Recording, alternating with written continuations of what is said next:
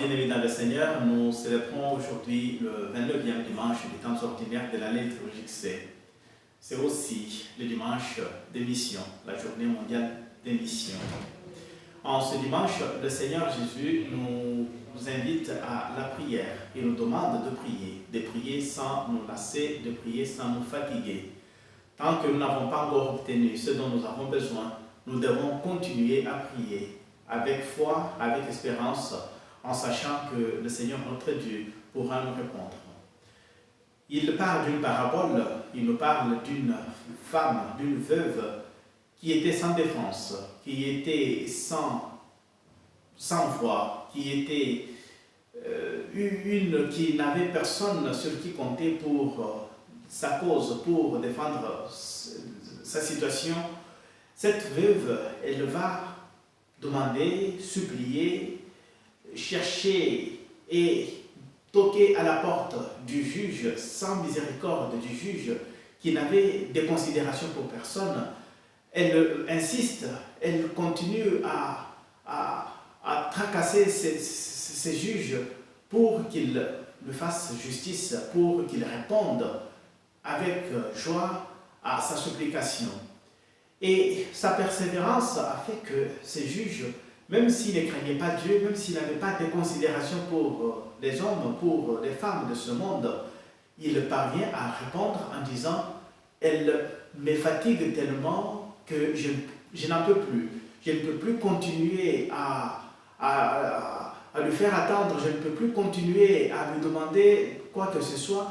Tout ce que je peux faire, c'est lui rendre justice. Comme ça, je serai au moins à l'aise, je serai au moins tranquille. » Ce n'est pas que Dieu s'ennuie de nos prières, ce n'est pas que Dieu ferait la même chose avec nous, mais le Christ a voulu tout simplement dire à chacun d'entre nous qu'en tant qu'enfants de Dieu, nous sommes appelés à prier sans nous fatiguer, à prier sans nous décourager, à prier jusqu'à ce que nous obtenions ce dont nous avons besoin pour pouvoir vivre dans la paix, pour pouvoir vivre dans la sérénité, pour pouvoir vivre dans une bonne santé. Et donc, chacun d'entre nous est invité aujourd'hui par le Christ, lui qui est le maître même de la prière, à pouvoir prier sans se fatiguer, à pouvoir prier sans se lasser, à pouvoir prier jusqu'à ce qu'il obtienne gain de cause. Et la conclusion de l'évangile de ce jour peut aussi interpeller plus d'une personne. Lorsque le Fils de Dieu retournera sur la terre, trouvera-t-il la foi? Cette interpellation est faite à tous ceux qui prient sans foi. Est-ce que ta prière elle est accompagnée de la foi pour qu'elle produise des effets? Si la prière n'est pas accompagnée de la foi, elle ne peut pas produire des effets. Et donc c'est ta foi, comme le Christ l'a dit les dimanches passés à l'unique lépreux qui était revenu vers lui pour lui dire merci. Lève-toi, va, ta foi t'a sauvé. Cette parole, le Christ continue à la répéter pour chacun des enfants de Dieu qui se met à genoux, qui prie, qui exprime sa foi à travers la prière. Et la prière, sachez-le, c'est l'unique clé que Dieu nous donne, que Dieu met dans nos mains pour que nous puissions dialoguer avec lui, pour que nous puissions entrer en relation avec lui. Que l'Esprit Saint inspire nos prières afin qu'elles soient des prières qui sollicitent des choses qui coïncident avec ce que Dieu trouve bon, ce que Dieu trouve juste pour nous, ainsi que pour nos communautés, ainsi que pour nos familles.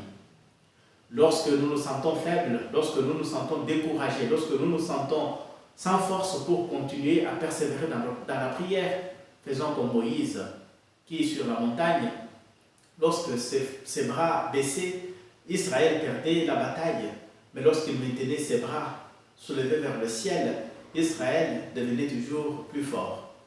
Alors, pour maintenir les bras soulevés vers le ciel, pour ne pas céder la place au découragement, pour ne pas céder place à tout ce qui peut nous empêcher de persévérer dans la prière, nous pouvons aussi solliciter le soutien des autres. Nous pouvons aussi solliciter que les autres nous soutiennent, nous aident à maintenir nos bras toujours élevés vers le ciel, à travers leur foi aussi, à travers leur assistance, de sorte que la prière faite en communauté, la prière faite par des amis, par des intercesseurs, et ces prières nous approchent de Dieu et nous aident à obtenir ce dont nous avons besoin. La prière, c'est aussi la clé du succès d'une mission dans l'Église. Nous sommes appelés à être missionnaires. Le Seigneur nous envoie à proclamer le royaume, que le royaume des cieux est tout proche. Il nous envoie vers des personnes inconnues, vers des lieux dont nous ne connaissons ni l'adresse, ni des personnes qui y habitent.